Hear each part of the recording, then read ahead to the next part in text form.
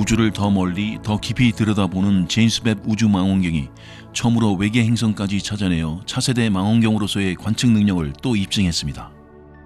제임스 웹 우주망원경은 지구로부터 약 41광년 떨어져 있는 8분의 자리에서 지구와 거의 똑같은 크기의 암석형 행성 LHS 475b를 찾아냈습니다.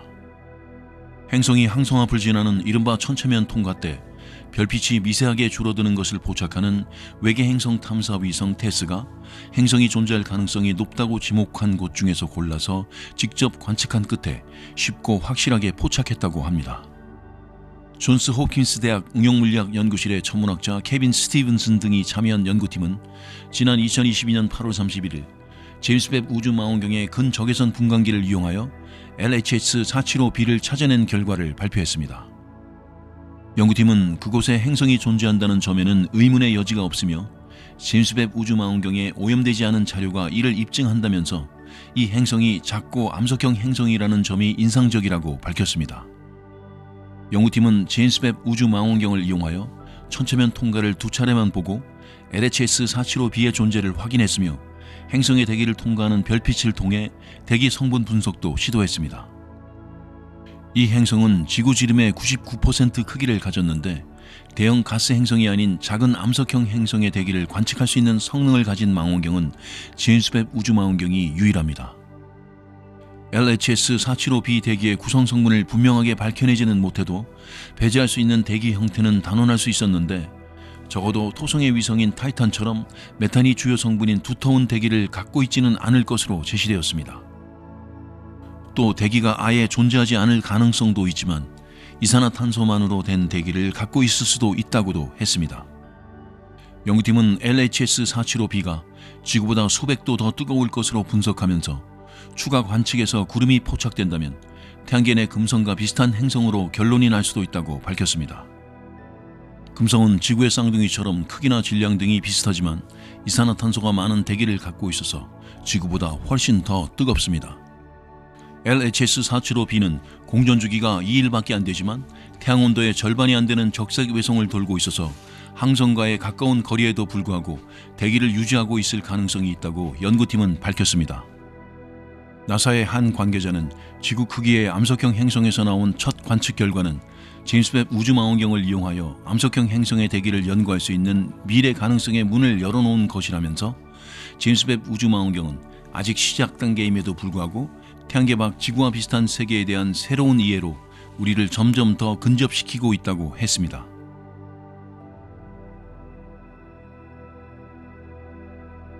태양계 행성 중에서 가장 크고 무거운 목성이 가장 많은 위성을 가진 행성이라는 타이틀도 갖게 되었습니다. 지구의 달처럼 목성을 도는 공식 위성이 무더기로 추가되면서 총 92개가 되어 지금까지 가장 많은 위성을 가진 행성으로 인정되어 온 토성의 83개를 제친 것입니다. 국제천문연맹 소행성센터는 최근 목성 위성 목록에 카네기 과학연구소 천문학자 스콧 셰퍼드 등이 2021년에서 2022년에 칠레와 하와이 등지의 망원경으로 발견하고 후속 관측을 통해 궤도를 확인한 위성 12개를 추가했습니다. 새로 발견된 이들 위성은 공전 주기가 모두 340일을 넘을 정도로 모두 외곽에 자리 잡고 있습니다. 특히 9개는 공전 주기가 550일 이상인 최외곽 위성에 포함되었는데 안쪽에 있는 위성과는 달리 목성의 자전과 반대 방향으로 공전하고 있는 점으로 미루어 큰 천체가 충돌하며 생긴 파편이 목성의 중력에 붙잡혀 위성이 된 것으로 추정되었습니다. 나머지 3개 위성은 안쪽의 갈릴레이 위성과 최외곽 위성 사이에서 발견되었는데 목성의 자전 방향과 같은 순행 궤도를 돌고 있어서 목성과 함께 형성된 것으로 분석되었습니다. 목성과 토성에는 각각 가니메데와 타이탄 등처럼 행성인 수성보다 큰 위성도 있지만 대부분은 크기가 작습니다. 이들 위성은 혜성이나 소행성 또는 큰 위성들끼리 충돌하여 부서진 것으로 추정됩니다. 목성의 위성이 한꺼번에 15%나 추가되면서 가장 많은 위성을 가진 행성 지위를 갖게 되었지만 3km 정도의 위성을 모두 찾아낼 수 있다면 토성이 다시 1위 자리를 회복하게 될 것으로 제시되었습니다.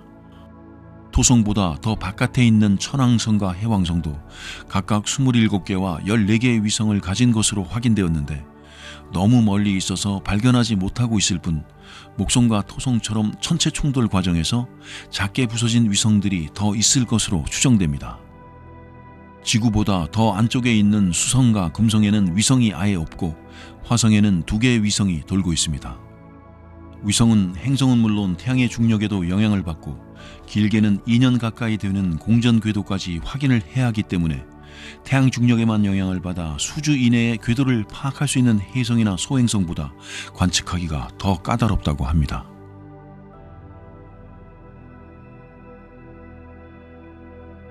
트럭만한 크기의 소행성 2023BU가 2023년 1월 27일 오전 남아메리카 남단 상공을 무사히 지나갔습니다.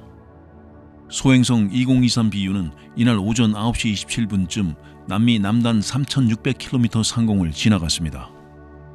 이는 36,000km 상공에 떠있는 정지 위성의 10분의 1밖에 안 되는 거리로 궤도가 확인된 지구 근접 천체 중에서는 가장 가깝게 지나가는 소행성 중 하나로 기록되었습니다. 소행성 2023BU는 지난 21일 크림반도 마르고 천문대의 아마추어 천문가 겐나디 보리소프가 처음 발견했습니다.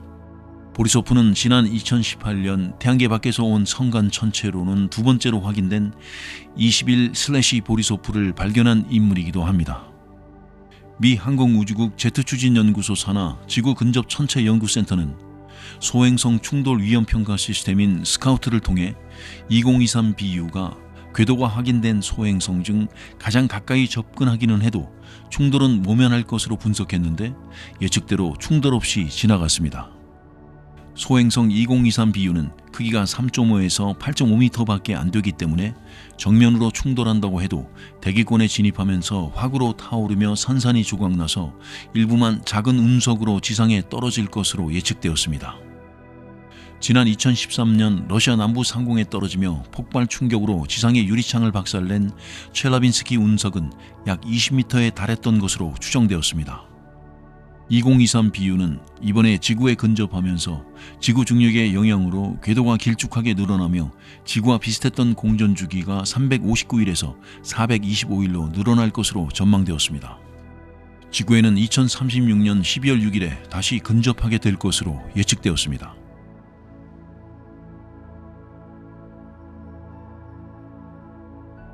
제임스 웹 우주망원경이 화성과 목성 사이에 소행성이 몰려있는 주 소행성대에서 축구장 크기의 작은 천체를 포착해냈습니다. 이는 제임스 웹 망원경이 포착한 것 중 가장 작은 천체로 1km 이하 소행성 관측에 물꼬를 트는 본보기가 될 전망입니다. 독일 막스 플랑크 외계물리학연구소 천문학자 토머스 밀러 박사가 이끄는 유럽 연구팀은 제임스 웹 망원경의 중적외선 장비로 1km 밖 주 소행성대에서 100에서 200m의 작은 천체를 관측한 것입니다. 이 천체가 새로 발견된 소행성으로 등재되려면 추가 관측을 통해 배경별과 관련된 위치 자료를 더 확보하여 궤도를 특정해야 합니다. 연구팀은 1998년에 발견된 소행성 1998BC1의 이미지로 중적외선 장비의 필터 성능을 점검하는 캘리브레이션 과정에서 문제의 천체를 발견했다고 합니다. 중적외선 장비 이미지는 목표로 한 10920 소행성의 휘도가 맞지 않는 등의 기술적 문제로 원래 계획했던 성능 점검에는 사용할 수 없었지만 자료 분석 과정에서 의도하지 않았던 더 작은 천체가 포함되어 있는 것을 확인했습니다. 연구팀은 중적외선 장비 자료를 유럽 우주국의 가이아 위성과 지상 망원경 자료와 결합하여 이 천체의 궤도와 크기를 알아냈는데 주 소행성대 안쪽에서 완만한 경사의 궤도를 도는 것으로 파악되었습니다. 밀러 박사는 중적외선 장비 캘리브레이션 이미지에서 전혀 예기치 않았던 작은 소행성을 포착했다면서 제임스 웹 망원경의 믿기 어려운 고감도 성능 덕에 1km 이상 떨어진 곳에 100m 크기밖에 안 되는 천체를 볼 수 있었다고 했습니다. 그러면서 제임스 웹 우주망원경은 바른 생각을 하고 약간의 운만 있다면 실패한 관측마저도 과학적으로 유용할 수 있다는 점을 보여줬다고 덧붙였습니다. 제임스 웹 우주망원경이 포착한 천체 중 가장 작고 주 소행성대에서도 가장 작은 소행성에 속하는 것으로 추정되는 이 천체를 관측한 것은 태양계의 형성과 진화에 대한 이해에 중요한 의미를 갖는 것으로 제시되었습니다. 현재 우주 모델은 소행성이 아주 작은 크기로 존재할 수 있는 것으로 밝히고 있지만 관측상의 어려움으로 인해 큰 소행성만 연구되어 왔는데 이번 100m급 소행성 관측으로 인하여 1km 이하 소행성 연구도 늘어나 균형을 맞출 수 있게 되었다는 것입니다. 이와 함께 제임스 웹 우주망원경이 새로운 소행성 확인에 뜻밖의 기여를 할 수 있다는 점을 보여준 만큼 지구의 태양둘레 궤도인 황도면 인근에 대한 짧은 관측만으로도 지금까지 알려지지 않은 소행성들을 찾아낼 수 있을 것으로 연구팀은 기대했습니다.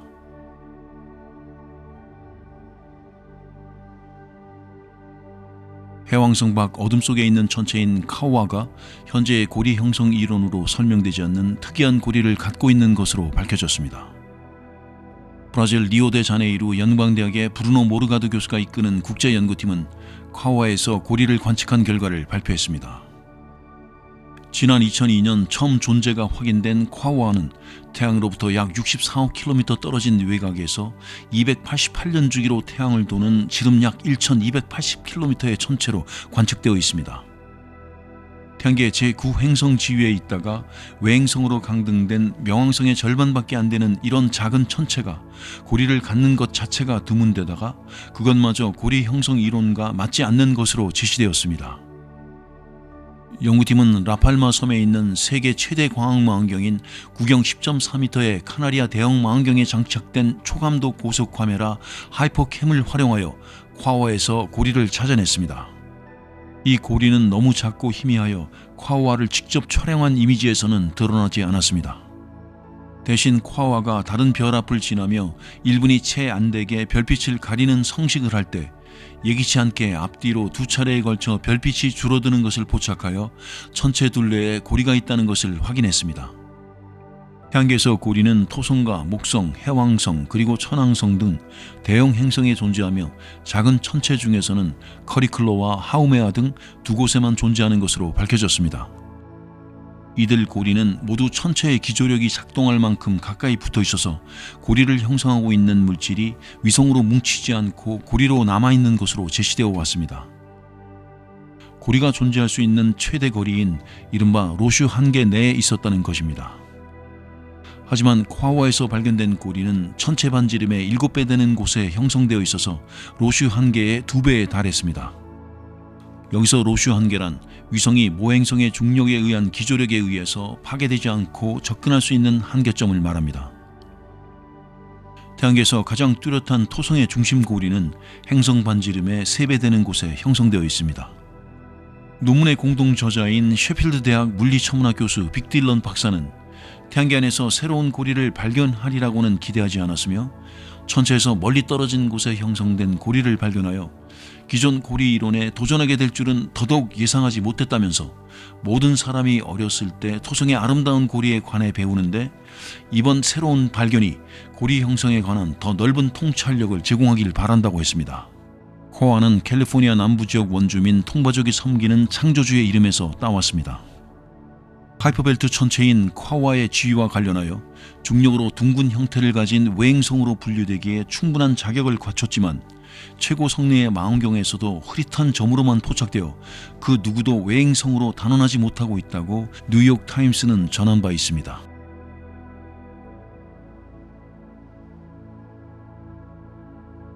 지구로부터 약 100광년 떨어져 있는 항세치 자리의 TOI 700 행성계에서 지구와 비슷한 크기를 가진 새로운 행성이 발견되었습니다.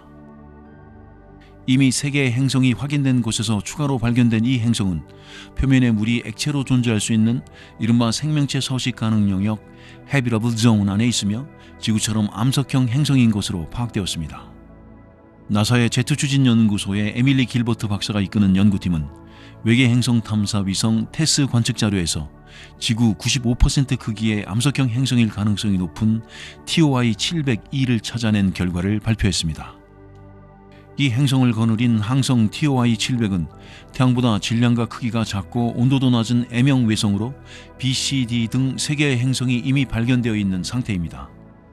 특히 D 행성은 항성을 37일 주기로 도는 생명체 서식 가능 영역 안의 지구급 행성으로 지난 2022년에 확인되어 주목을 받아왔습니다. 당시 D 행성을 발견한 길버트 박사는 2년 만에 C와 D 행성 사이에서 이 행성도 추가로 찾아냈습니다. 가장 안쪽에 있는 B 행성은 지구 90% 크기로 10일 주기로 항성을 돌고 있으며 C 행성은 지구 2.5배 크기로 16일의 공전 주기를 갖고 있습니다.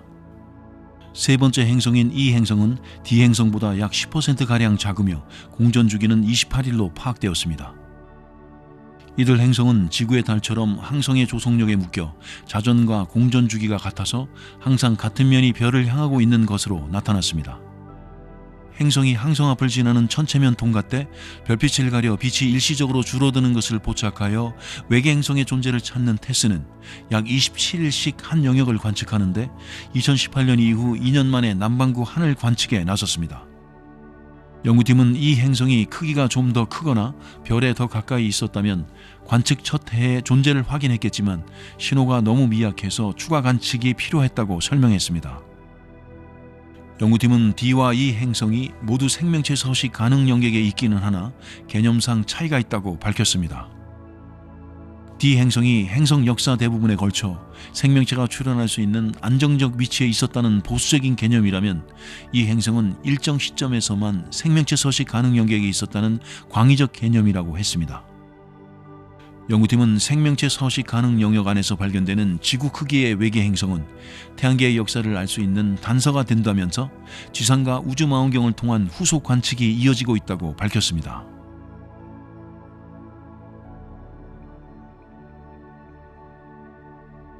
허블 우주망원경이 태양과 같은 별이 연료를 모두 소진하고 핵만 남은 백색 외성의 질량을 처음으로 직접 측정해내는 성과를 냈습니다.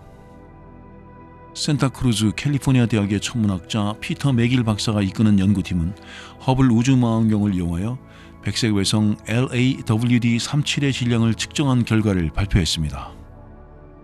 LAWD-37은 지구로부터 약 15광년 떨어진 파리자리에 있는 백색 외성으로 비교적 가까이 있어서 집중적인 관측이 이루어지면서 별빛 스펙트럼 분석 등 다양한 자료가 축적되어 있습니다. 하지만 질량이 얼마나 되는지는 측정할 수가 없어서 채워지지 않는 퍼즐 조각이 되어왔습니다.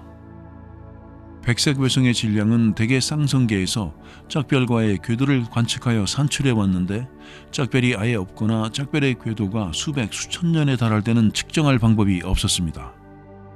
LAWD-37도 짝별이 없어서 질량을 구할 수 없는 사례였는데 맥길 박사팀이 시선 방향으로 오는 광원별의 별빛이 천체의 중력장을 거치며 미세하게 굴절되어 실제 위치와는 다른 곳에 상이 맺히는 미시 중력 렌즈 효과를 이용하여 처음으로 질량을 산출했습니다. 연료를 모두 소진한 지 10억 년이 넘은 LAWD-37의 질량은 태양의 약 56%로 측정되어 이론적 예측과도 부합하는 것으로 나타났습니다. 미시 중력 렌즈 효과를 이용한 백색 외성의 질량 산출은 엄밀히 따지면 이번 연구에 공동 저자로 참여한 우주망원경과학연구소의 카일라시 사후 박사가 지난 2017년에 스타인 2051b를 대상으로 처음 사용했습니다.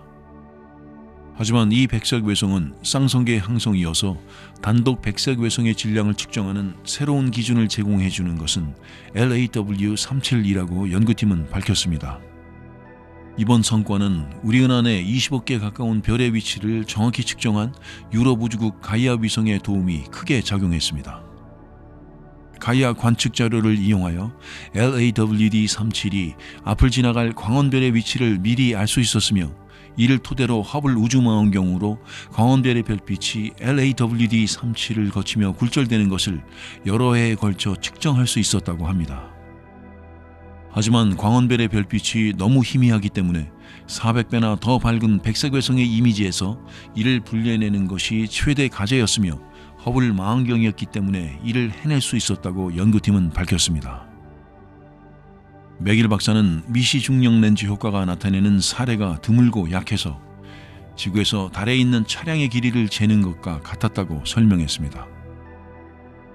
적외선 영역에서 우주를 들여다보는 제임스 웹 우주망원경은 백색 외성의 푸른 빛은 희미하게 하고 광원별의 빛은 더 밝게 할 수 있어서 허블 망원경과 같은 성과를 낼 수 있을 것으로 기대됩니다. 사후 박사는 이미 가이아 자료를 토대로 지난해 제임스 웹 우주망원경으로 또 다른 백색 외성 LAWD-66을 관측하였으며 2024년에 광원별의 빛 굴절률이 최대에 이를 때 추가 관측을 진행할 계획입니다. 맥길 박사는 아인슈타인의 일반 상대성 이론이 1919년 5월 19일 개기일식 때 중력으로 별빛이 굴절되는 중력 렌즈 현상이 처음 포착되어 입증되었지만 아인슈타인 자신은 정확도 문제로 태양계 밖의 별에서 포착될 수 있을지에 대해서는 회의적이었다고 전하면서 이번 관측은 당시 개기일식 때 측정된 것의 625분의 1밖에 안 되는 것이라고 했습니다.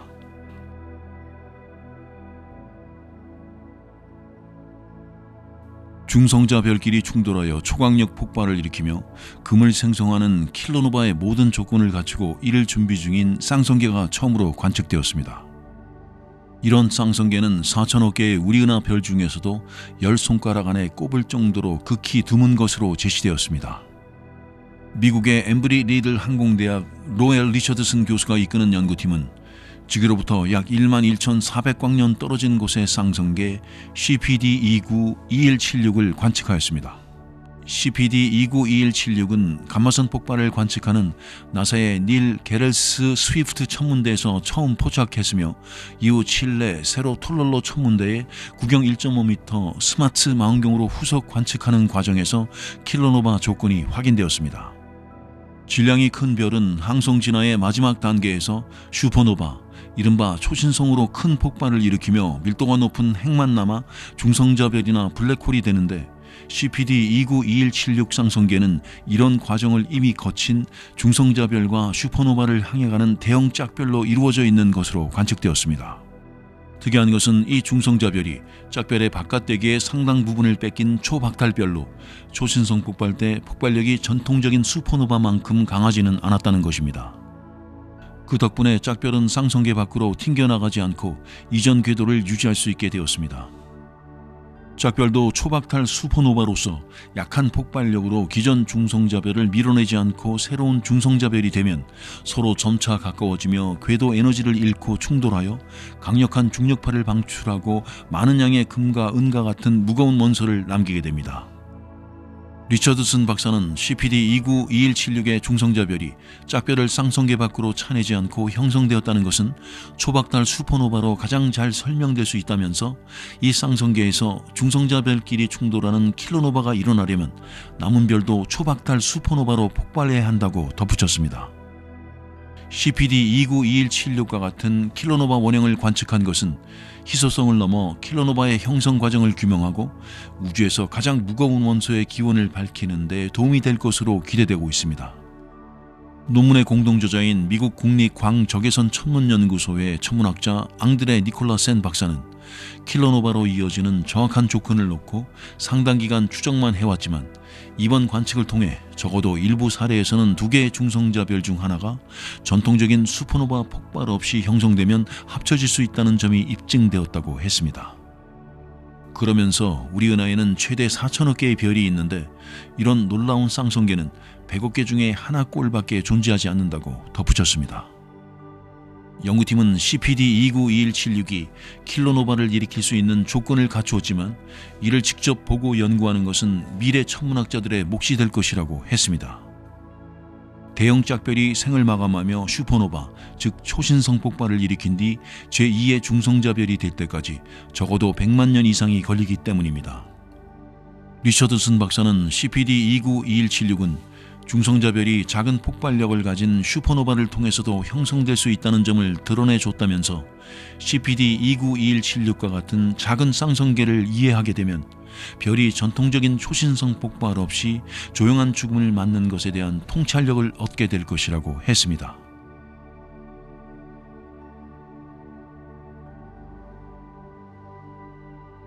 일본이 인류 최초로 탐사선을 보내어 광물 시료를 가져온 소행성 류구의 탄산염 광물이 약 45억 년 전 태양계 형성이 시작되고 180만 년 이내에 태양계 외곽에서 만들어진 것으로 나타났습니다. 이것은 지금까지 추정되던 것보다 수백만 년 더 이른 것입니다. 미국 로스앤젤레스 캘리포니아 대학 케빈 맥키건 교수가 이끄는 연구팀은 류구 광물 시료의 동위원소 분석을 통해 얻은 결과를 발표했습니다.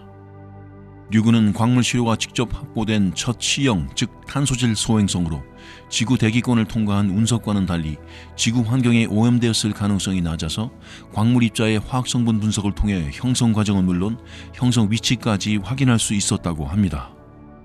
연구팀은 류구의 탄산염 광물이 태양계 형성 단계에서 얼음으로 축적되었다가 녹은 물과 작용하며 결정화한 것으로 밝혔습니다. 또 태양계 외곽에서 지름 20km 미만의 상대적으로 작은 천체로 출발한 것으로 분석되었습니다. 이런 결과는 소행성 부착에 관한 컴퓨터 모델이 제시해온 것과는 달라서 놀라운 것으로 받아들여졌습니다. 이들 모델은 소행성이 장기간에 걸쳐 물질을 모으며 적어도 지름 50km 이상의 천체로 출발해야 이후 태양계의 충돌 진화 과정에서 살아남을 것으로 예측해왔습니다. 류구는 소행성 충돌 과정에서 쪼개져 나와 현재는 지름이 1km에 불과하지만 모체가 된 천체도 컸을 가능성은 매우 낮은 것으로 제시되었습니다. 대형 소행성이었다면 방사성 핵종인 알루미늄 26의 붕괴로 고온으로 가열되어 내부의 암석이 녹아내리면서 금속과 규산염이 분리되는 등의 화학적 분화가 이루어졌을 텐데 류구 시로에서는 이러한 증거가 발견되지 않았다는 것입니다. 류구의 화학적 광물학적 성분은 태양계 외곽에서 형성된 것으로 여겨져 온 이분화 운석으로 대표되는 이른바 CI 콘드라이트와 유사한 것으로 분석되었습니다. 맥키건 교수는 류구 시로를 갖고 진행되는 연구가 지구를 비롯하여 태양계 형성에 관한 창을 계속 열어놓을 것이라면서 휘발성 물질과 탄소가 풍부한 소행성에 관한 이해를 넓히면 우주 생물학의 중요한 질문에 대한 답을 얻는 데 도움이 될 것이라고 했습니다. 류구에 이어 소행성 베누의 시료를 채취하여 기환 중인 오시리스 렉스도 오는 9월 24일 시료통을 유타주 사막에 떨굴 예정이어서 이와 관련된 연구는 계속 늘어날 것으로 기대됩니다.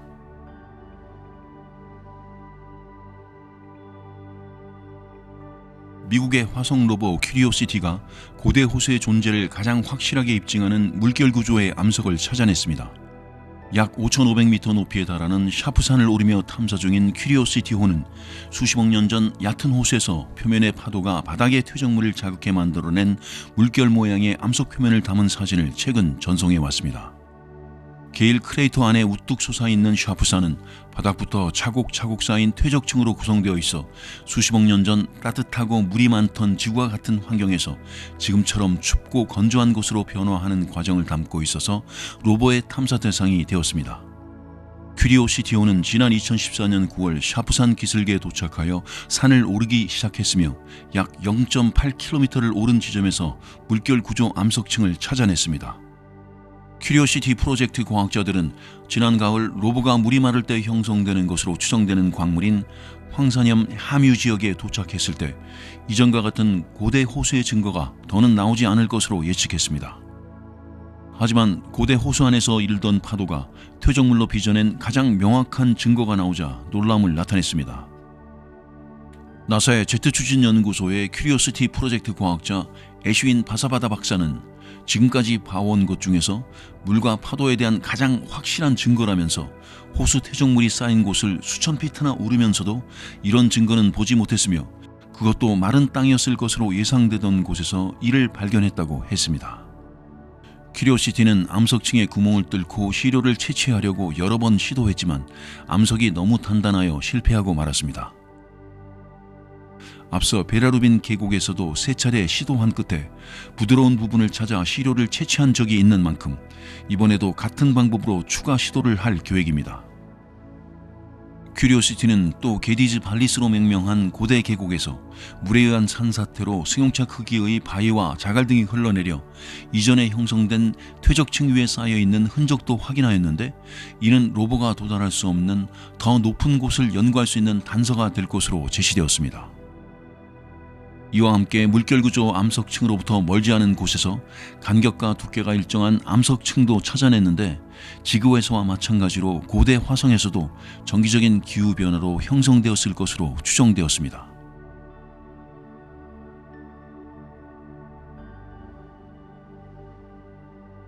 인류의 궤도선 중에서는 가장 멀리 나가 있는 미국의 목성 탐사선 주노가 쓸 수 없는 망가진 사진을 보내오고 있어서 탐사선 운용팀에 비상이 걸렸습니다.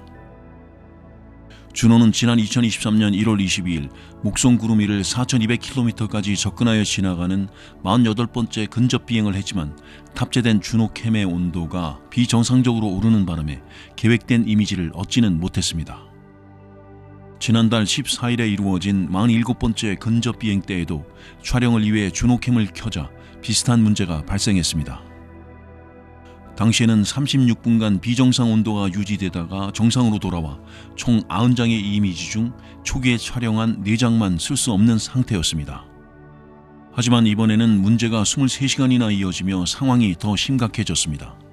카메라 온도가 오르는 비정상적인 상황이 사라진 뒤 곧바로 정상 촬영이 이루어졌지만 초기에 촬영한 214장은 쓸모없이 되고 44장만 건졌습니다.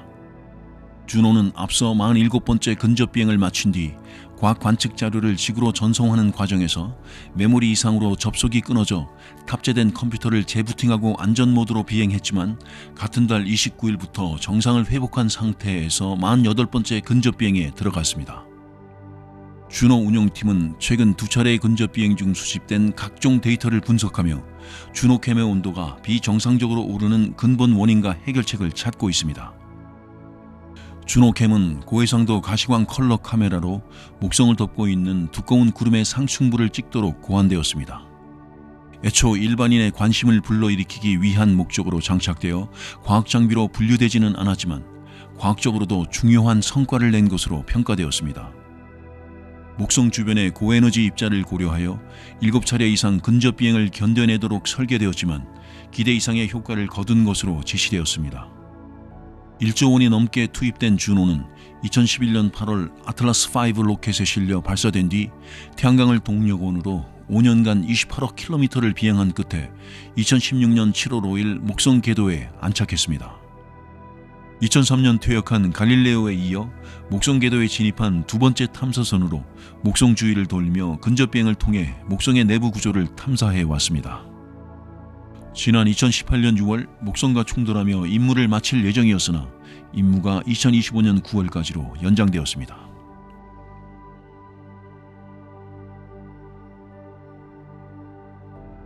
미국의 화성 탐사 로버 퍼서베어런스가 지구로 가져와 정밀 분석할 토양 및 암석 시료 10개를 화성의 노천 창고에 보관하는 임무를 마쳤습니다. 미국 항공우주국 나사에 따르면 제트 추진 연구소의 퍼서베어런스호 운영팀은 지난 23년 1월 29일 오후 퍼서베어런스 로버가 10번째 티타늄 치료관을 예제로 크레이터 3 포크스의 계획된 장소에 성공적으로 떨궜다는 신호를 수신했다고 합니다. 퍼서베어런스는 지난달 21일 첫 시료관을 떨구는 것을 시작으로 5에서 15m 거리를 두고 지그재그로 이동하며 5주여에 걸쳐 모두 10개의 시료관을 안전하게 보관할 수 있는 표면을 찾아 내려놓았습니다. 시료관의 위치는 먼지에 덮여도 찾을 수 있도록 정확하게 기록되었습니다. 이들 시료관은 나사와 유럽 우주국이 공동으로 추진 중인 화성 시료 회수 캠페인을 통해 지구로 가져와서 정밀 분석하게 됩니다.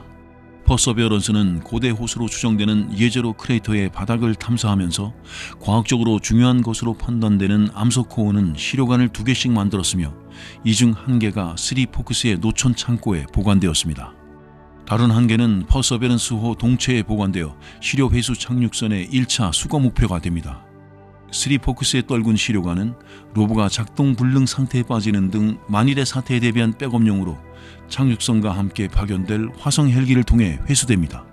과학자들은 퍼서베어런스호가 길이 18.6cm의 시료관에 담은 화성암과 퇴적암 시료가 약 40억 년 전 충돌구가 형성된 직후 이어진 지질학적 과정을 단적으로 보여주고 고대 생명체의 흔적도 최종적으로 확인해 줄 것으로 기대하고 있습니다. 3 포크스는 강물이 고대 호수로 흘러들면서 형성된 부채꼴 형태의 고대 삼각주 끝부분으로 퍼서베어런스는 이를 뒤로하고 강 입구를 향해 올라가며 새로운 과학 탐사에 나서게 됩니다. 캘리포니아 공과대학의 퍼서베어런스 과학자 켄 팔리는 삼각주 끝에서 로키톱으로 명명된 지역까지 암석은 호수 환경에서 퇴적되었지만 그 위로는 강물이 호수로 흘러드는 과정이나 그 끝부분에서 형성된 것으로 파악됐다면서 강 입구로 거슬러 올라갈수록 모래부터 대형 바위에 이르기까지 더 큰 입자로 구성된 암석을 만나게 될 것으로 기대되는데 이러한 물질은 예제로 크레이터 밖에서 흘러들었을 가능성이 높다고 설명했습니다.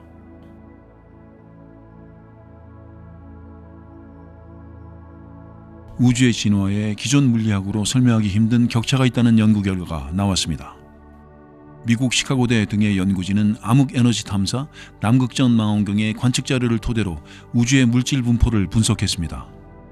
연구진은 우주 진화의 역학 관계를 이해하기 위해 고도로 구체적인 분석을 마친 결과 물리학의 표준 모델에서 빠진 특정 요소가 존재할 가능성을 시사하는 증거를 포착했습니다.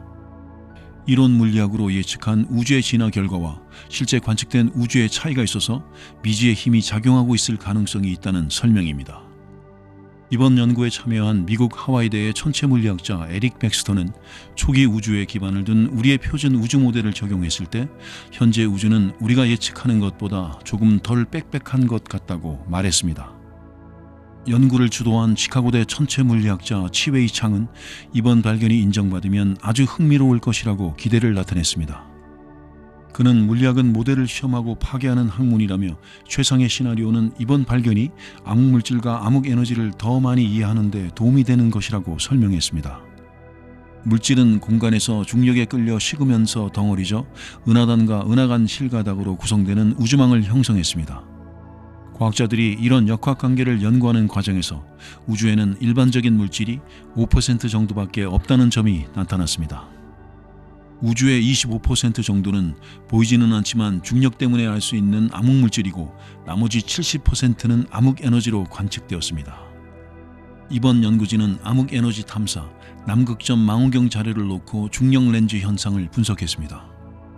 중력 렌즈는 빛이 은하나 암흑물질처럼 거대 물체를 지날 때 휘는 현상으로 이를 통해 우주의 분포를 추론할 수 있습니다. 연구진은 이와 별도로 빅뱅 후 남은 열을 토대로 초기 우주를 추론했습니다. 그런 초기 우주 추정치에 현재 물리학 모델을 적용하여 컴퓨터로 빨리 돌린 뒤 나타난 결과를 지금의 우주와 비교했습니다. 이 같은 분석의 결과 우주에서 추정치와 관측치의 격차, 즉 물질이 예측만큼 덩어리지지 않았을 가능성이 드러났습니다. 이번 연구는 아직 과학계에서 발견으로 인정될 만큼 검증을 거치지는 않았습니다. 연구에 참여하지는 않았지만 영국 더럼대의 우주학자 칼로스 프랭크는 단순 오류일 수 있지만 대발견 가능성도 있다고 평가했습니다. 프랭크는 망원경에 오류가 있었을 가능성, 초고대 블랙홀 등 천체 현상에 대한 이해가 부족했을 가능성, 물리학을 다시 쓸 새 중성미자나 암흑에너지의 기이한 작용, 혹은 새로운 형태의 암흑물질을 시사할 가능성을 거론했습니다. 그는 세 가능성 중에 마지막 것이 되기를 희망한다며 두 번째 것이 될까 우려스럽지만 내가 보기에는 첫 번째 것 같다는 생각이 든다고 말했습니다.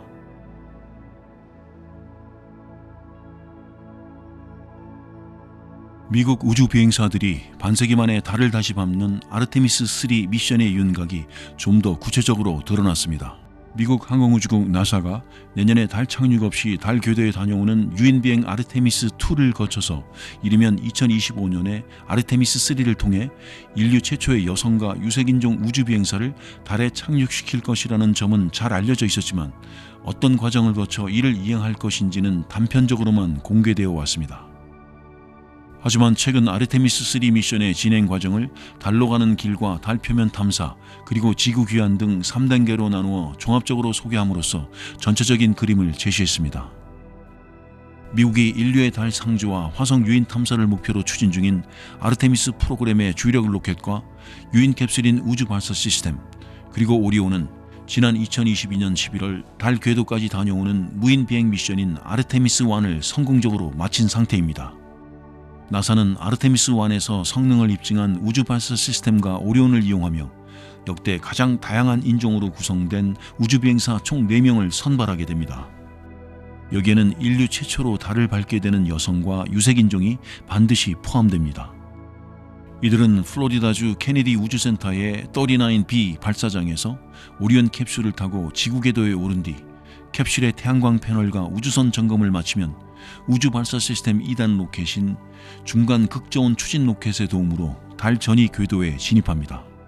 이후 여러 날에 걸쳐 달을 향해 비행하며 경로를 미세 조정하고 달의 공전 궤도면과 수직으로 된 길쭉한 타원형 궤도인 직선에 가까운 헤일로 궤도에 진입합니다. 이 궤도는 지상 관제소와 거의 24시간 통신이 가능하고 지구와 달의 중력적 균형을 이용하여 안정적인 비행을 하며 연료 소모를 최소화할 수 있는 장점을 갖고 있습니다. 이 궤도는 현재 캡스톤이라는 큐브셋이 시험 비행 중인데 우주 정거장 게이트웨이도 이 궤도를 돌게 됩니다.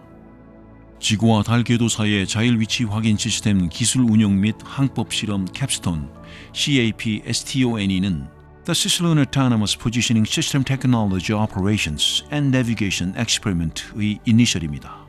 아르테미스3의 달 착륙선은 나사와 계약을 맺은 우주기업 스페이스X가 개발 중입니다.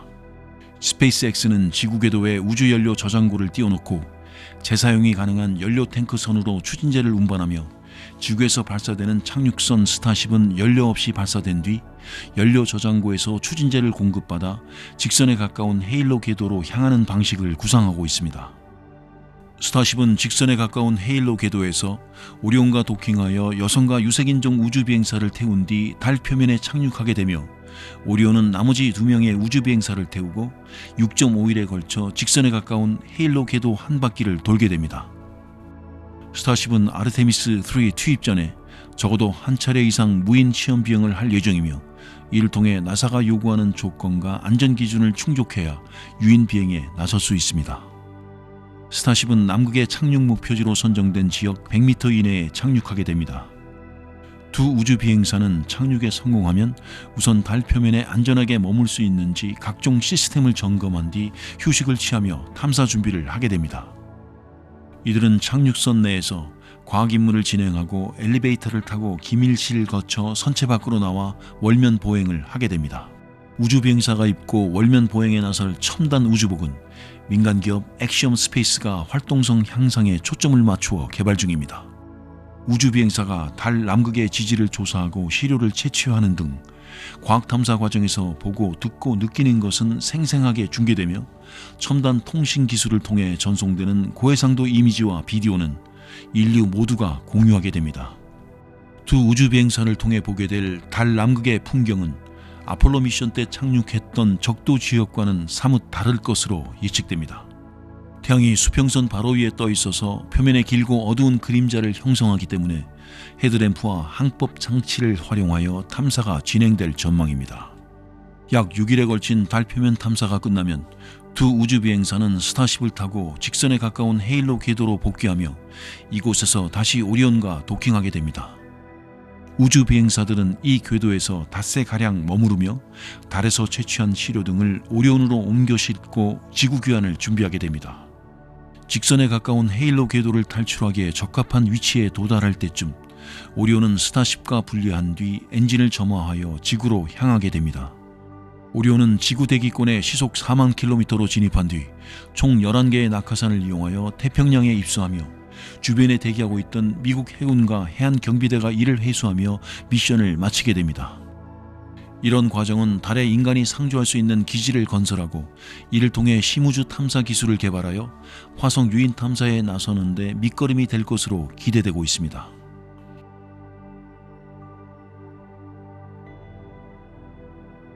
지구지각 160km 아래에 암석이 부분적으로 녹아있는 새로운 층이 존재하는 것으로 학계에 보고되었습니다. 미국 오스틴 텍사스 대학 잭슨 지구과학대학원의 화진린 박사가 이끄는 연구팀은 지구 전체에 걸쳐 이런 층이 존재한다는 점을 밝혔습니다. 비슷한 깊이의 용융 부분이 있다는 점은 이전에도 알려져 있었지만 지구 전체의 층으로 존재한다는 점은 처음으로 밝혀졌습니다. 이 부분적 용융층은 상부 멘틀 위에서 지각판을 받치고 있는 압류권의 일부로 파악되었습니다. 압류권은 단단하지만 외부 힘에 의해 외형이 변할 수 있는 가단성 암석으로 된 상대적으로 무른 부위로 지구를 덮고 있는 지각판들이 움직일 수 있게 해줍니다. 이런 압류권은 지각판이 이동하며 지진이나 화산 폭발 등 다양한 지질 현상을 일으킨다는 판 구조론에서 중요한 부분을 차지합니다. 지금까지는 용암이 압류권을 무르게 만드는 변수가 되어온 것으로 추정되어 왔는데 이번 연구에서는 지구 전체에 걸쳐 있는 것으로 파악된 부분적 용융층이 암석의 흐름에 이렇다 할 영향을 주지 않는 것으로 나타났습니다. 화 박사는 튀르키예 지역 멘틀의 지진파 이미지를 연구할 때 부분적으로 용암이 존재하는 신호가 포착된 데서 아이디어를 얻어 지구 전체에 대한 연구를 시작했습니다. 연구팀은 세계 각지 지진 관측소로부터 700장 이상의 지진파 이미지 자료를 얻어 압류권 지도를 완성했는데 특정 지역의 비정상적 현상으로 여겨졌던 용융 부위가 실제로는 1450도씨가 넘는 압류권에서는 어디서든 흔히 형성되어 있는 것을 확인했습니다. 연구팀은 또 부분적 용융층 지도와 지각판 이동 측정 자료를 비교한 결과 이 용령층이 지구의 44%에 걸쳐 형성되어 있음에도 어떤 상관관계도 없다는 점을 밝혀냈습니다. 화 박사는 어떤 것이 용융 상태가 되면 물질의 점성에 큰 영향을 주는 것으로 직관적으로 생각하게 되지만 우리 연구에서는 용융 부위가 아주 넓을 때에도 멘틀의 흐름에는 영향이 아주 적다는 점을 발견했다고 밝혔습니다. 브라운 대학의 지진학자 카렌 피셔 교수는 이번 연구는 압력권의 속성과 연약층이 된 기온을 파악하는 것이 지각판을 이해하는 기본이라는 점에서 중요한 결과라고 했습니다.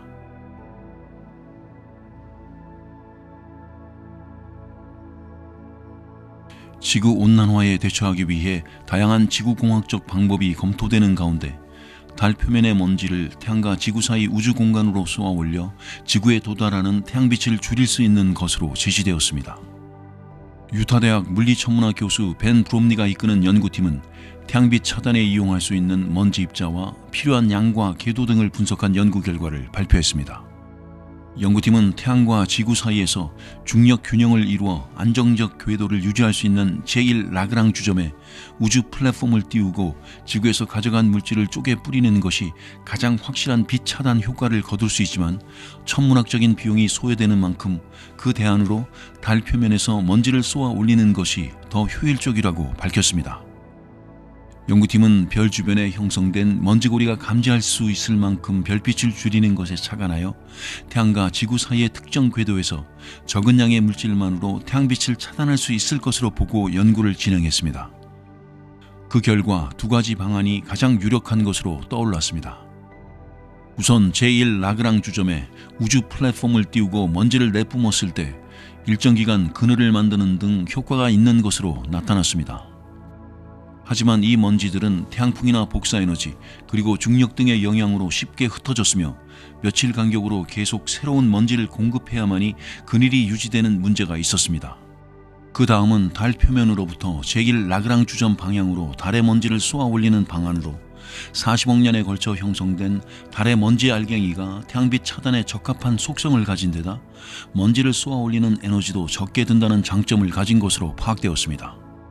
연구팀은 며칠 간격으로 먼지를 새로 공급해야 한다는 점은 물리적 도전이기도 하지만 장점이 될 수도 있다고 했습니다. 우주로 뿜어진 먼지 입자가 지구에 닿는 햇빛을 영구적으로 가리는 것이 아니라 며칠 만에 다른 우주 공간으로 흩어질 정도로 임시적이고 지구 대기를 뚫고 떨어지는 것도 아니라는 점에서 지구공학이 가진 우려를 누그러뜨렸다는 것입니다. 공학적 기술을 이용하여 지구온난화를 해결하려는 지구공학적 방법은 다양하게 검토되고 있지만 자칫 지구에 영구적 피해를 가져올 수 있다는 점에서 한계를 가져왔습니다. 예컨대 대기에 황입자를 뿌리면 화산 폭발 때와 같은 태양빛 반사 효과로 지구 온도를 끌어내릴 방법으로 제시되어 있지만 예기치 못한 되돌릴 수 없는 결과를 가져올 수 있다는 점 때문에 실행할 엄두도 내지 못하는 상황입니다. 연구팀은 이번 연구가 물리적 실현 가능성을 평가한 것이라기보다는 잠재적 영향을 탐구한 것이라는 점을 강조했습니다. 브롬니 교수는 우리는 기후변화 전문가도 아니고 물체를 한 곳에서 다른 곳에 옮기는 데 필요한 로켓 과학 전문가도 아니다라면서 우리는 다양한 궤도에 여러 종류의 입자를 올려놓고 이런 접근법이 얼마나 효과가 있을지를 들여다 봤을 뿐이라고 했습니다. 그러면서 다만 지구온난화와 같은 중요한 문제에서 게임 체인저를 놓치지 않길 바란다고 덧붙였습니다.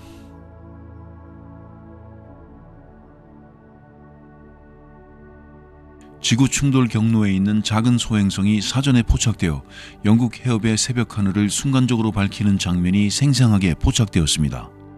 약 1m 크기의 이 소행성은 2023년 2월 13일 새벽 2시 58분, 한국 시간 13일 오전 11시 58분 대기권을 뚫고 불덩어리가 되어 떨어지다가 영국 해협 상공에서 폭발하며 장관을 연출하고 어둠 속으로 사라졌습니다. 파편 중 일부는 프랑스 노르망디 루앙의 북부 해안가에 떨어졌을 수도 있는 것으로 추정되었습니다.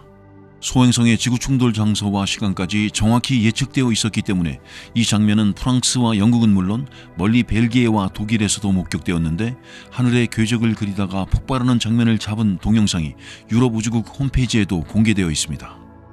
이 소행성은 헝가리 피스케스테테 천문대의 천문학자 크리스티안 샤르네츠키가 구경 60cm 슈미트 망원경으로 전날 밤 8시 18분쯤 처음 포착했습니다.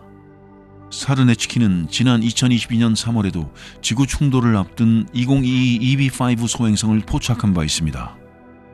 사르네츠키는 이번에 포착한 소행성을 사르 2667로 명명했는데 약 30분 뒤 두 번째 관측이 이루어지고 국제천문연맹 소행성 센터에 보고되면서 2023 CX1이라는 공식 명칭이 부여되었습니다. 2023 CX1은 크로아티아 비스난 천문대를 비롯하여 다른 망원경으로도 추가 관측이 이루어지면서 영국 해협 상공 서쪽에서 동쪽으로 진입하며 오전 2시 50분에서 3시 3분 사이에 폭발하고 크기가 1m 정도여서 지상에서 인명이나 재산 피해가 발생하지는 않을 것으로 분석되었습니다. 지구 충돌 6시간여를 남겨두고 존재가 확인된 것인데 지금까지 지구 충돌 전에 포착된 소행성으로는 7번째로 기록되었습니다. 이 중 2022 EB5를 비롯하여 다른 3개가 지난 1년 사이에 포착되어 소행성 발견 역량이 비약적으로 발전하고 있음을 보여주었습니다. 유럽우주국 지구방호실은 미어캣 경보 시스템을 통해 제때 통보가 이루어지고 이에 대비한 광학 망원경 네트워크가 가동되면서 이번 관측이 이루어질 수 있었다고 밝혔습니다.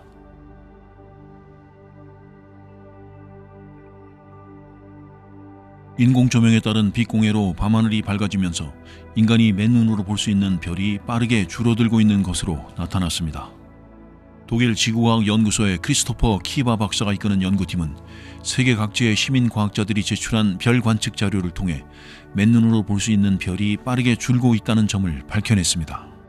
연구팀은 맑은 날 어두운 밤하늘에서 우리 은하의 띠 모양 구조인 은하수부터 수십 개의 별자리에 이르기까지 무수한 별을 볼 수 있어야 하지만 빛공해로 인해 세계 인구의 약 30%와 미국인의 경우 약 80%가 우리 은하를 볼 수 있는 기회를 박탈당했으며 이러한 상황은 앞으로 더 급속하게 악화될 것이라고 했습니다.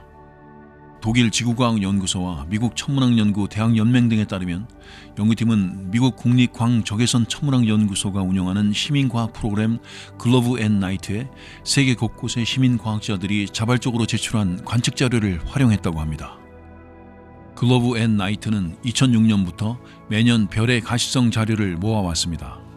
이 프로그램은 데스크탑이나 스마트폰의 웹 애플리케이션을 통해 누구나 참여할 수 있는데 앱을 통해 제공된 여러 개의 별 지도 중에서 밤하늘에서 본 것과 가장 비슷한 것을 골라 입력하면 해당 지역에서 망원경의 도움 없이 볼 수 있는 별에 관한 맨눈 한계 등급 자료로 활용됩니다. 밤하늘이 밝을수록 희미한 별은 맨눈에 안 보이기 때문에 이 자료는 인공조명에 따른 빛공해를 측정하는 데에도 이용할 수 있습니다. 연구팀은 웹 앱이 본격적으로 이용된 지난 2021년부터 2022년 사이에 글로브 앤 나이트에 제출된 관측 자료 중 달빛이나 구름 등의 영향을 받은 것은 제외하고 5만여 건의 자료를 집중 분석했습니다. 특히 지역과 시기적으로 고르게 관측 자료가 제출된 유럽과 북미 지역에 초점을 맞추었습니다. 그 결과 맨눈으로 볼 수 있는 별이 줄어드는 것을 통해 밤하늘의 밝기가 연간 9.6%씩 증가하는 것을 확인했습니다. 이는 위성을 통해 측정한 약 2%의 증가율보다 훨씬 더 높은 것입니다. 연구팀은 이런 결과는 지구의 밤이 겪는 변화를 연구하기에는 현재 위성만으로는 부족하다는 점을 보여준다면서 매년 각지에서 올라오는 글로브 앤 나이트의 가시성 별 관측 자료를 밤하늘 밝기 변화를 읽는 자료로 활용하는 방법을 개발했으며 이는 글로브 앤 나이트 참여가 흥미로운 자원봉사를 넘어 지구 환경의 중요한 변화를 측정하는 것이라는 점을 보여줬다고 했습니다. 밤하늘의 빛 공해는 천문 관측에 방해가 되는 것을 넘어 인간과 야생동물의 생체 시계에도 영향을 주는 것으로 알려져 있습니다. 키바 박사는 밤하늘의 빛 공해 문제가 급속히 악화할 것으로 전망하면서 지금과 같은 속도라면 현재 250개의 별을 볼 수 있는 곳에서 태어난 아이는 18세가 될 때 100개 정도밖에 볼 수 없게 될 것이라고 했습니다.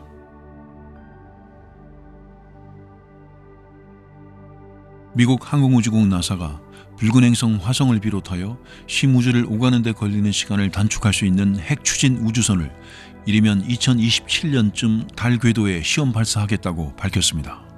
빌 넬슨 나사 국장은 미군 연구개발기관인 국방고등연구기획국과 공동으로 2027년쯤 첨단 열핵 추진 기술을 개발하여 시연할 것이라고 발표했습니다. 넬슨 국장은 이 신기술의 도움으로 우주비행사들이 심우주로 더 빠르게 오갈 수 있을 것이라면서 이는 화성 유인 탐사를 준비하는 주요 요건 중 하나라고 강조했습니다. 열핵 추진 기술은 화학 반응 대신 핵융합 원자로에서 얻은 고열로 산화제 없이 액화 추진제를 가열하여 가스로 만들어 분사하면서 추진력을 얻는 것으로 화학 연료 로켓 엔진보다 3배 이상 효율이 높은 것으로 연구되어 있습니다. 나사는 화성처럼 멀리 있는 심우주 천체에 우주 비행사를 보내려면 열핵 추진 로켓 엔진이 필요한 것으로 판단해 왔습니다. 우주 비행사 출신 나사 부국장 파멜라 멜로이는 이와 관련하여 인간이 더 빨리 갈 수 있다면 그만큼 더 안전해진다고 설명했습니다. 나사는 50여 년 전에 열핵 추진 로켓 엔진을 개발하다가 예산 삭감과 냉전 고조 등으로 중단되었는데 달 복귀와 화성 유인 탐사가 추진되면서 재개되었습니다. 나사와 국방고등연구계획국은 지구와 달 사이에서 이루어질 쾌속 로켓 시연 프로그램인 드레이코를 통해 열핵 추진 우주선을 개발하고 시험 발사하게 되는데 국방고등연구계획국이 진행해 오던 것에 나사가 합류하는 방식으로 추진됩니다. 이는 미국 연방우주군의 핵 추진 우주선 구상을 공식화하는 것이기도 합니다. 국방고등연구계획국은 지난 2021년 로키드 마틴과 블루 오리진 그리고 제너럴 아토믹스 등 3개사에 원자로 및 우주선 설계 연구를 맡겼으며 곧 핵 추진 우주선 제작사를 선정할 예정입니다. 톰프킨즈 국방고등연구계획국장은 두 기관이 아폴로 시대에 활용된 세턴5 로켓부터 위성 연료 공급에 이르기까지 첨단 기술 분야에서 성과를 내온 오랜 역사를 갖고 있다면서 열핵 추진 로켓 프로그램이 달의 물자를 효율적이고 신속하게 수송하는 것을 넘어 궁극에는 화성에 사람을 보내는 데 필수적인 것이 될 것이라고 했습니다. 한편 나사는 에너지 부와의 협력을 통해 달 표면에서 활용할 수 있는 원자로 설계 연구 용역을 주는 등 우주 탐사 분야에서 핵기술 활용 영역을 넓혀가는 중입니다.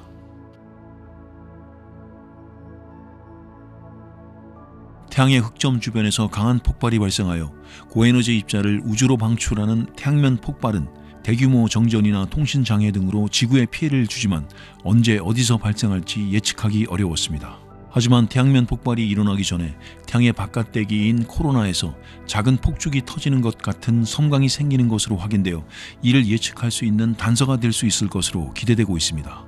노스웨스트 연구협회 연구진은 태양활동 관측 위성 자료를 이용하여 코로나에서 태양면 폭발이 일어날 가능성이 높은 지역을 가려내는 데 도움이 될 수 있는 작은 신호를 찾아낸 결과를 발표했습니다.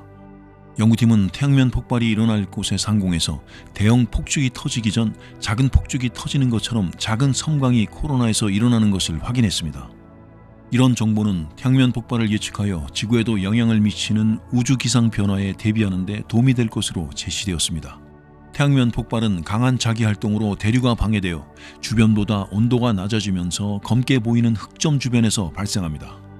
하지만 연구팀은 채층 위에 있는 바깥대기인 코로나에서 실마리를 찾아냈습니다.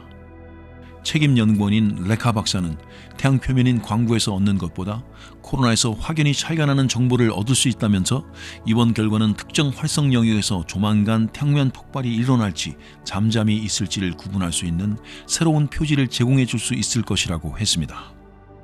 연구진은 태양활동 관측 위성이 지난 8년간 태양의 활성 영역을 자외선과 극자외선으로 포착한 이미지를 모아 데이터베이스를 구축한 뒤 관련 자료를 자체 개발한 통계 기법으로 분석하여 태양면 폭발에 앞서 코로나에서 작은 섬광이 일어난다는 점을 찾아냈습니다.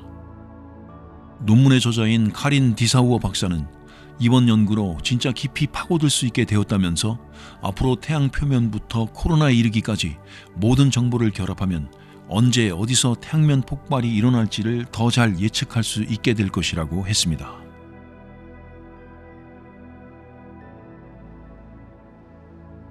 마네킹 우주비행사 스타맨을 태우고 우주로 나간 테슬라의 전기 스포츠카 로드스터가 2023년 2월 6일로 우주여행 만 5년을 맞았습니다.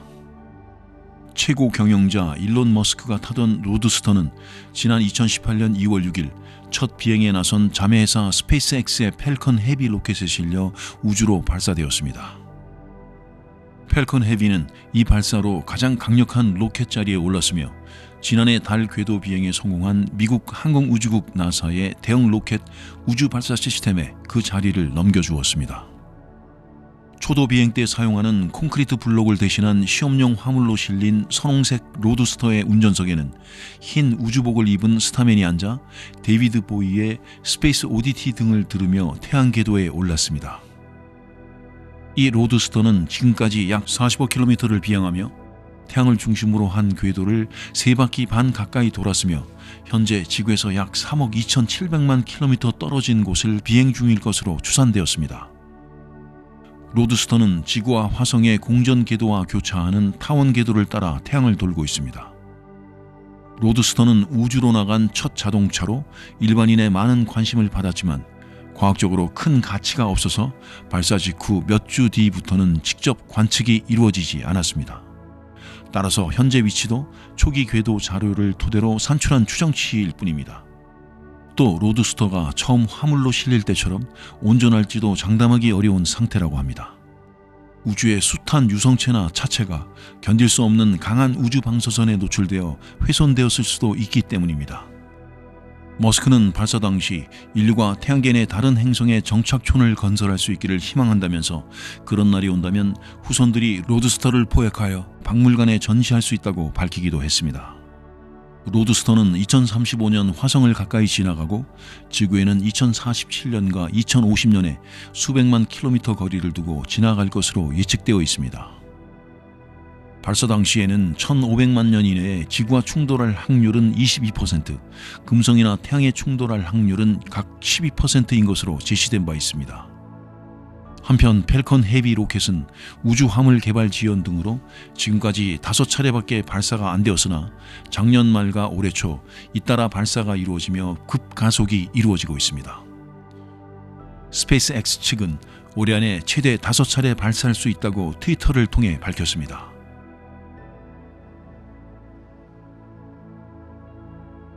마이크로소프트 창업자 빌 게이츠가 테슬라 최고 경영자 일론 머스크를 저격했습니다. 게이츠는 2023년 2월 3일 BBC와의 인터뷰에서 머스크가 추진하고 있는 화성 이주 계획에 대해 돈을 잘 사용하고 있는 것 같지는 않아 보인다고 말했습니다. 그는 화성에 가는 것이 돈을 잘 쓰는 것이냐에 대한 질문에 이같이 답하고 백신 개발에 자금을 지원하는 것이 인류를 화성에 보내는 것보다 현금을 더 잘 사용하는 것이라고 설명했습니다.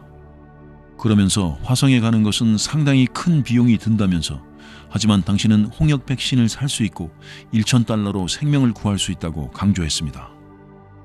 이는 우주 탐사 기업 스페이스X를 이용하여 2050년까지 인류의 화성 정착을 실현하겠다는 목표로 공격적인 투자를 하는 머스크를 겨냥한 것입니다.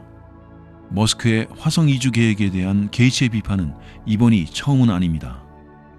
게이츠는 2021년 2월 머스크가 테슬라를 통해 한 일은 기후변화의 가장 큰 기여 중 하나라면서도 나는 화성 사람이 아니다. 로켓이 기후 위기를 벗어나는 해법이라고 생각하지 않는다고 말한 바 있습니다. 게이츠는 또 머스크가 자선가로서 자격이 있다고 생각하는지에 대한 질문에 현재는 아니라고 생각한다면서도 앞으로는 바뀔 수도 있다고 답했습니다. 이어 테슬라는 자선 형태는 아니지만 긍정적인 영향을 미치고 있다면서 머스크가 언젠가는 자신의 독창성으로 자선가 대열에 오를 것으로 생각한다고 기대했습니다. 전 세계 최고 부호 중 한 명인 게이츠와 머스크는 그동안 수차례 부딪혀 왔습니다. 게이츠는 2020년 전기차 포르쉐 타이칸을 샀다고 밝힌 바 있습니다. 한 트위터 사용자가 게이츠가 왜 테슬라 대신 타이칸을 샀는지 궁금하다고 하자 머스크는 트윗을 통해 게이츠와의 대화는 정말 재미없다고 깎아내리기도 했습니다. 지난해 5월에는 게이츠가 한 인터뷰에서 머스크처럼 우주 산업은 안 한다고 말하는가 하면 같은 달 머스크는 게이츠가 테슬라 주식을 수천억 원어치 공매도했는지 따진 사실을 공개하며 이로 인해 게이츠가 2조 원대 손실을 볼 처지가 되었다고 조롱하기도 했습니다.